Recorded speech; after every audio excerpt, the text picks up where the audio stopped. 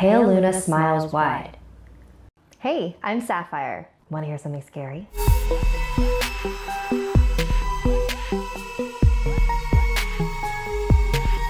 What better way to celebrate Snarled's new gaming channel, Slaytrix, than with a story about a video game with a deadly secret?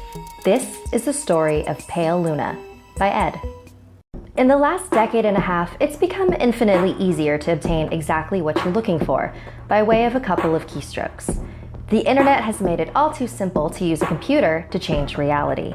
An abundance of information is merely a search engine away, to the point where it's hard to imagine life is any different. Yet, a generation ago, when the words streaming and torrent were meaningless, save for conversations about water, people met face-to-face to conduct software swap parties, trading games and applications on Sharpie-labeled 5¼ floppies.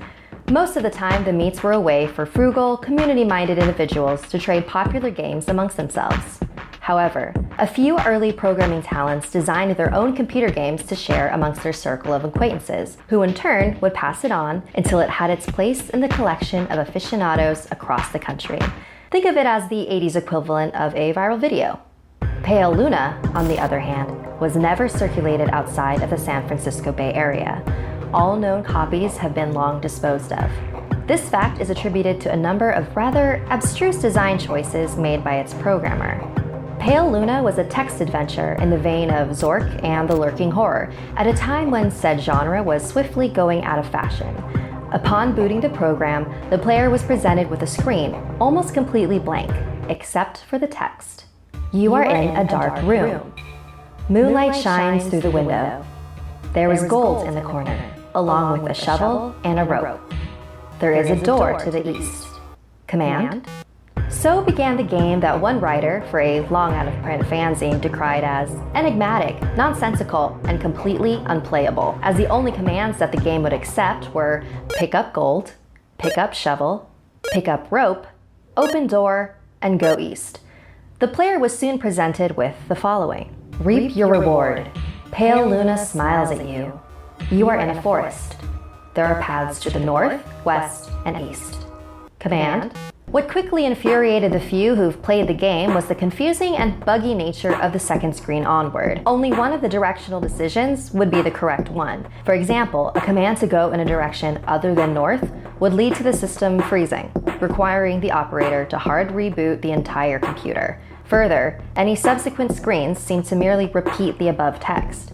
Worse still, the standard text adventure commands appeared to be useless. The only accepted non-movement related prompts were use gold, which caused the game to display the message, not here. Use shovel, which brought up, not now. And use rope, which prompted the text, you've already used this. Most who played the game progressed a couple of screens into it before becoming fed up by having to constantly reboot and tossing the disc in disgust, writing off the experience as a shoddily programmed farce. However, one young man by the name of Michael Nevins decided to see if there was more to Pale Luna than what met the eye.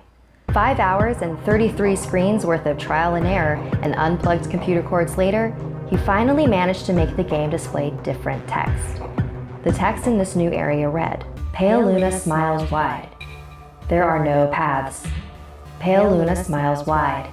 The ground is soft. Pale Luna smiles wide. Here. Command? It was another hour still before Michael stumbled upon the proper combination of phrases to make the game progress any further. Dig hole, drop gold, then fill hole. This caused the screen to display. Congratulations! After some deliberation, Michael came to the conclusion that the numbers referred to lines of latitude and longitude. The coordinates led to a point in the sprawling forest that dominated the nearby Lassen Volcanic Park. As he possessed much more free time than sense, Michael vowed to see Pale Luna through to its ending. The next day, armed with a map, a compass, and a shovel, he navigated the park's trails, noting with amusement how each turn he made corresponded roughly to those he took in-game. Though he initially regretted bringing the cumbersome digging tool on a mere hunch, the path's similarity all but confirmed his suspicions that the journey would end with him face to face with an eccentric's buried treasure. Out of breath, he was pleasantly surprised by a literal stumble upon a patch of uneven dirt. Shoveling as excitedly as he was, it would be an understatement to say that he was taken aback when his heavy strokes unearthed the badly decomposing head of a blonde-haired little girl. Pick up gold. Pick up rope. Use rope. You've already used this. Use gold. Reap your reward. Dig hole. Drop gold. Then fill. Pale Luna smiles at you. Michael promptly reported the situation to the authorities.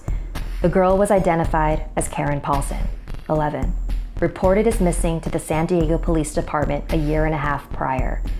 Efforts were made to track down the programmer of Pale Luna, but the nearly anonymous legal gray area in which the software swapping community operated inescapably led to many dead ends. The rest of Karen's body was never found. Like this video if it gave you the chills, and don't forget to subscribe to Snarled and our new gaming channel, Slaytrix. And if you dare to follow me, my links are in the description below. Until next time, sweet dreams.